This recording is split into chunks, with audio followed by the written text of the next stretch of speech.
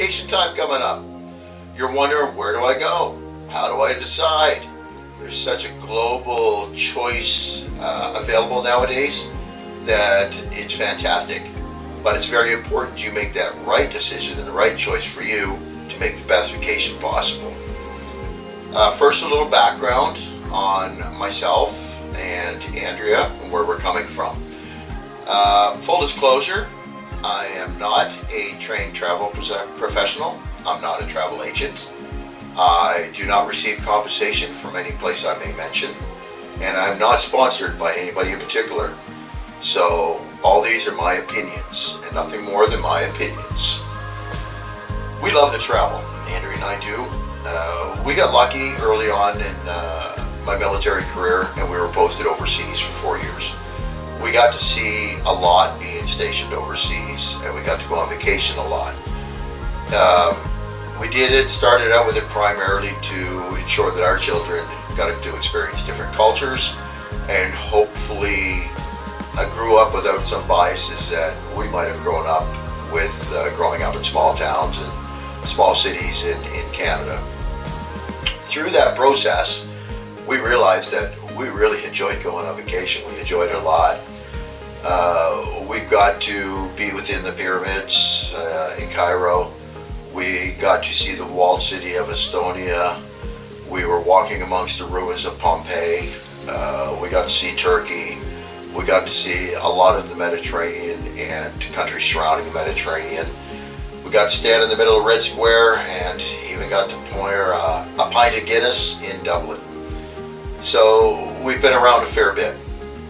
Now recently I've retired a little bit earlier than I first anticipated, but circumstances brought us to that point. I always was the one sitting back saying, well, I'm leaving money on the table if I leave this early. One of those pensions where, you took a penalty if you left before 65. But we realized that, we do have enough money to live off of, and we still have enough budget to travel. So why are we waiting for that elusive proper moment or appropriate moment? Andrea's parents both passed in their early 70s, and my parents are now in a nursing home with Alzheimer's. And I know for our folks, that was not their retirement plan. That was not their vacation planning. My parents always enjoyed traveling, whether that be traveling to Florida or for the winters, or whether that be going on cruises or going to Vegas. Now, they didn't go overseas. They wouldn't cross over the water, and they weren't comfortable with places that, they couldn't speak the language. But that was them. But either way, the point being that they enjoyed going on vacation. And now they're both in a nursing home with memories fading quickly every day. We decided we're going to stop work, and we're going to start to enjoy life, start to make those memories, and do so while we can, while we still have our health about us, and nobody knows how much longer you got. So that convinced us that maybe early retirement was the way to go for us. Now, with early retirement comes the fact that you're on a fixed income now, and we cannot afford to be on vacation all the time. So I need to find a hobby to do in my spare time. So I think that hobby, I'm going to incorporate what I love to do. What I love to do is I love to plan for vacations. I love to go on vacation. I like to talk about vacations. So that's what we're going to do here. We're going to talk about vacationing. Some of the spots, I'll give you my tips, my opinions, my suggestions, and how we go about doing stuff. Hopefully within this, you find something in here that is helpful to you when you go on vacation. For the vacation planning, if there's some place that you're looking for, I'd be more than happy to help you out. You mentioned the time of year you're going or you're looking at, and your expectations, and just a general area you're leaving from. And I'd be more than happy to work with you and plan it out. And do know when I'm working with you and plan it out, that is going to be a podcast for one of those weeks that I'm going to bring up to help other people as well. The only thing I would ask is that you put your comments down underneath when you come back. Let us all know what was good, what was bad, what you appreciated, what you didn't appreciate, what you found helpful, what wasn't helpful. Now, I am certainly new to podcasting. I am almost IT illiterate, and this is going to be a learning experience for me. What I look forward to, what I really do look forward to. But what is going to be most helpful is if you put your comments down below and let me know the good, let me know the bad, the ugly, and don't hold back. Please, I can certainly appreciate criticism, and I take it for what it is, and that helps me to work on it to make things better. And I would thank you for it. So what I want to cover here today is just going over what our vacation planning method is. Being an old military guy, we get acronyms for everything. And we certainly have acronyms when you do not plan. And we got a couple for when you do plan appropriately. So let's go over the 4 basic factors that I consider when I'm planning for vacation. I'm definitely going to be looking at your wants. What are your limitations? Do your research, and then commit. And we're going to cover those in that order and go through them. So say, for example, your wants. Perhaps you want to go to the beach. Perhaps a beach vacation is your vibe. That's your relaxation. We love going to Cuba, love going to Dominican, have been to Jamaica in probably 20 years or so. Mexico's not quite my vibe. And I got to be honest, it's just, I don't feel as safe off resort in Mexico. And I recognize that's my bias. That is my limitation, is Mexico. A lot of people love going to Mexico. A lot of people thoroughly enjoy it. And there's probably nothing to be concerned about going to Mexico. That's on me. And I'm aware of that. I enjoy going to Cuba. I enjoy going to Cuba for the people. I find there is a 3-star resort with a 5-star effort, if that makes sense. And what I mean by that is you can't look at all-star rating for all all-inclusive resorts exactly the same. Know the place you're going to. A 5-star resort in Mexico and Dominican will not be the same as a 5-star resort in Cuba. And that's part of your research. And that's what you need to be aware of and recognize what your wants are. I want to go there. I don't mind if I don't have Coke for a week and I have to switch to beer, wine, something else. Old fashions perchance. And that's okay. I'm okay with that.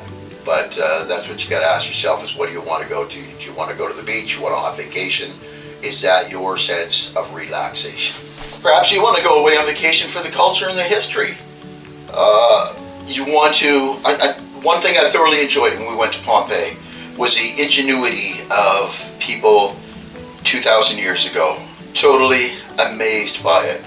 Amazed by the architecture. Amazed by how they got around language differences, amazed by the plumbing efforts, amazed by city planning. All that thoroughly amazed me. Maybe art, maybe culture, it may be food that's your thing. And there are places for that. Just know that every place is going to be a little bit different, right? Or maybe you're going based on an event. We've gone to a few, being in the east coast of Canada, sometimes it's a little expensive and difficult to try to get tickets and watch a game in Toronto, for example. We've been to Tampa Bay, watch a game there. Just missed out this time around for a game in Vegas, but sometimes that's your thing. We've gone to Vegas before, primarily to go see an AC/DC concert, and planned the rest of our vacation around that. So maybe it's a destination you're going to based on an event that you want to go to. And that's a great reason to be going on vacation. There's something enjoyable. Or maybe you're all about the active vacations. You want to go somewhere skiing. You want to go somewhere snowboarding. You want to go somewhere snowmobiling. You want to go in the wilderness. You want to go hiking. Perchance your idea of a vacation is a secluded cabin somewhere beside a frozen lake with a big fireplace and a fire going. And that seclusion, that's your idea of a vacation. The whole point of this being, know what it is that you want out of vacation. You got to be truthful with yourself about what your expectations are. If you don't recognize your expectations, you're going to end up on vacation at some point and be sorely disappointed. And it's not because something was wrong with that vacation, it's just you weren't truly aware of what your expectations are, or you didn't voice your expectations. And that's your expectations for you and your group, right? So that's your wants, understanding what your wants are, right?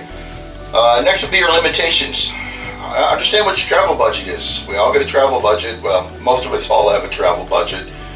And what I like to do is I go onto Trip Central and I bring up Classic View for vacation planning.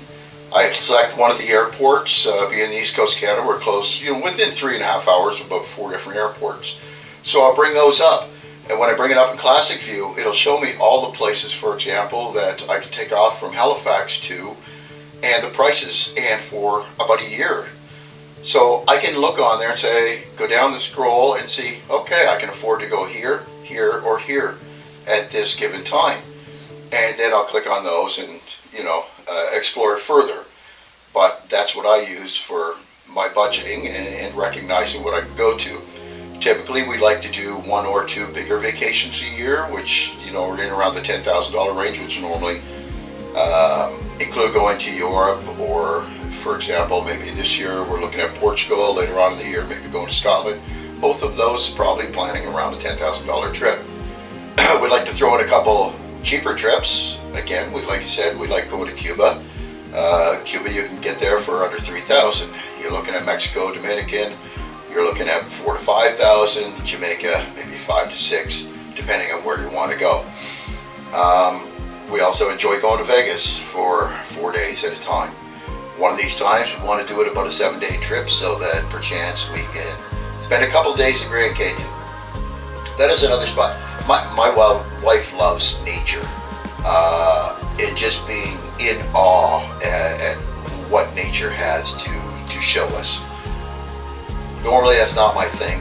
Sitting on the beach, drinking rum, that's my thing.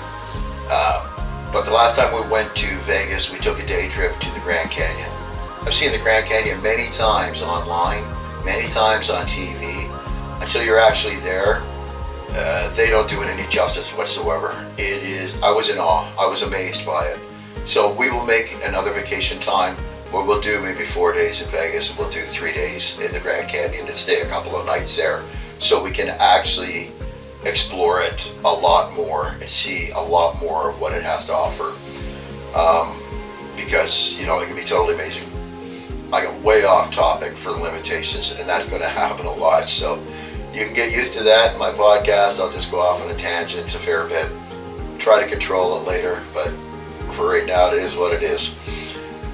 Another one of the limitations, understanding what a geopolitical climate is and understanding what your tolerance for risk is. Everywhere has a risk when you go. Most of the time, I view Cuba as being safe, but it's not going to take much until there's civil unrest, and then it's not safe. So be aware of what the conditions are like at that time. I said earlier, we've been to the center of Red Square. We've been to the Kremlin. We've been to St. Petersburg. We've been to the outskirts of Moscow. We've been there at a time when you could. Now that's not a possibility, and it won't be a possibility for the foreseeable future. I certainly would not be planning a trip anywhere to Central America at this given moment. Again, just being aware and being aware of what my risk tolerance is.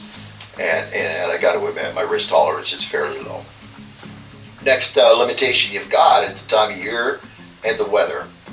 So your vacation time might be stipulated in a certain season that you can go, or if you're traveling with kids, you can only go during their school vacation. So if you want a warm vacation, you want a cold vacation, they're going to be dictated by where you go and what time of year you go. So they also help, the seasonal times help decide where you're going to be. Recognizing that school vacations in North America make North American destinations a lot busier. Recognize the same thing happens when you go to Europe. European vacations make European destinations a lot busier. So if you're not a crowd person, keep that in mind. That may be one of the limitations of where you don't want to go. Do your research. YouTube is a fantastic tool for researching any location. So many people are putting out reviews now, videos now, that you can see a lot of where you intend to go, and you can get a lot of good suggestions, opinions, advice. Facebook groups, lots of those out there. I will always go on to TripAdvisor. I leave reviews all the time, TripAdvisor or Google Reviews. But be cautious. Just do know most of the people that go onto those reviews, they're either very, very happy or they're very, very upset for some reason. You're not really getting the general consensus for a review. What you're getting is you're getting those peaks for those that are very happy and those that are very upset. As long as you take everything with a grain of salt and you try to read into it a little bit, then that will certainly help you out. Be cautious of those ones that have only submitted one review, and perchance they've come across as they're a Canadian tourist, but their language doesn't quite fit, or there's misspellings. There are times when some staff at some resorts will attempt to bolster their resort, and those are things you just keep an eye out for, and you discount those ones completely. Next, I like going on to Google Map. I love Street View. I love planning out a route. I love taking a look at the area hotels in, at the area restaurants are in, how far I have to go from a train station, how far I have to go from an airport, where's going to be a convenient place to stay, things like those. Research that your hotel is not sitting right on the back of a highway, or perchance the resort you want to go to is you've got a mango grove right in between and it's mosquito season, things like that. Also look at the costs and the flights. Keep an eye on the flights. If I could tell you the secret of knowing when flights are going to be cheapest, oh my gosh, I certainly would. But I don't know what their algorithm is for pricing out flights. It constantly changes. Keep an eye on it. When you find a flight price that you're happy with, book it, then stop looking, because you're going to make yourself upset if the price drops again. If you have price drop protection, well, I'll keep an eye on it, great. But if you don't, then settle with what you got, be happy with what you got, and stop looking to see how much you could have saved. The last one, the most important one when we're planning a vacation, is we commit to it. What do I mean by committing to it? I mean, you planned out the vacation, you did all the research for the vacation, you paid for the vacation. All that's left is you enjoy the vacation. If you're somebody that's going to be upset by the little things, keep that in mind. Don't let the little things ruin your whole vacation. It's something you paid for. If you decide you want to have a sour time and a terrible vacation, that's on you, that's your choice. Or you can make that dedicated commitment to getting that mindset that this is my vacation, I'm here to relax, I'm here to enjoy, and the little things aren't going to bother me. They can bother me for that moment, but I'm getting over them, and I'm getting over them really quick. Obviously, the little things don't bother us too much because, we enjoy going to Cuba and enjoy it a lot. You got to go with the flow there. They'll have water shortages, so they may have electricity blackouts. Food will not be consistent, and what you do have will probably be the same for the week that you're there. If you're somebody that has to have Coke and rum for your whole vacation, and you do not drink anything else, Cuba may not be the place for you. There's nothing worse than going on vacation, and I'm a type of person that when I go on vacation, I love meeting other people. That's one of the things I really, really love about going on vacation. It's just talking to other people. Everybody has a story, and everybody has a very interesting story, and I'm more than happy to hear it. What I don't want is all the naysayers. My bathroom, there was no hot water, there was no pressure. Oh, we're at this hotel, it's absolutely horrible. We went on this tour, the guide didn't speak very good English, and we didn't really understand. It was absolutely horrible. This is the worst vacation ever. I don't want to hear it from fellow travelers. I'll move along and talk to somebody else that's enjoying themselves. And guess what? Your traveling party doesn't want to hear it either. Or you're all going to be a bunch of negative Nellies, and it's going to be the worst vacation you had. And it's okay to be the worst vacation you had, but remember, you paid for it. So if you decide it's your worst vacation and you paid for it, that one's on you. And that's how I go about booking a vacation. That's how I go about planning for a vacation. Understand my wants, know what my limitations are, do my research, and then I commit to that vacation. Well, until the next one, I'm glad you joined me. If you've watched all the way through, kudos to you. All I ask is hit that subscribe button, hit the like button, and most importantly, if you could possibly leave me a comment down there, good or bad, you got a question, ask. If I don't know the answer, I'm going to tell you, and I'm going to help you, point you in the right direction where you might find that answer. Much appreciate you listening, and we'll see you next time.